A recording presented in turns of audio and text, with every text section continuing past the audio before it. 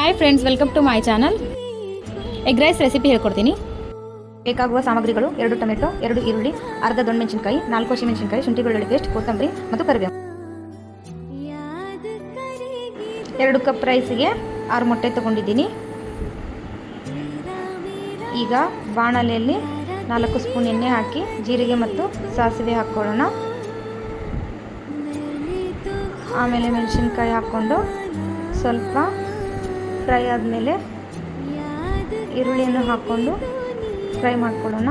ಈರುಳ್ಳಿ ಸ್ವಲ್ಪ ಕೆಂಪು ಬಣ್ಣಕ್ಕೆ ಬರಬೇಕು. ಟೊಮೆಟೊ ಹಾಕ್ಕೊಳ್ಳೋಣ. ಈಗ ದೊಣ್ಣೆ ಮೆಣಸಿನಕಾಯಿನ ಆ್ಯಡ್ ಮಾಡ್ಕೊಳ್ಳೋಣ.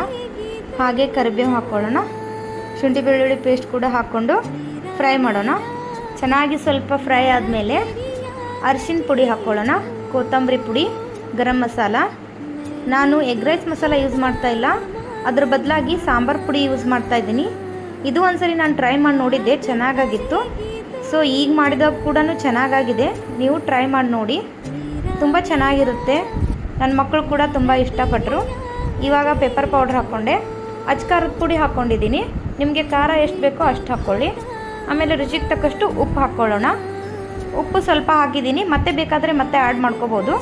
ಇವಾಗ ಚೆನ್ನಾಗಿ ಫ್ರೈ ಮಾಡ್ಕೊಳ್ಳೋಣ. ಆಮೇಲೆ ಮೊಟ್ಟೆ ಇತ್ತಲ್ಲ, ಮೊಟ್ಟೆ ಹಾಕ್ಕೊಂಡಿದ್ದೀನಿ.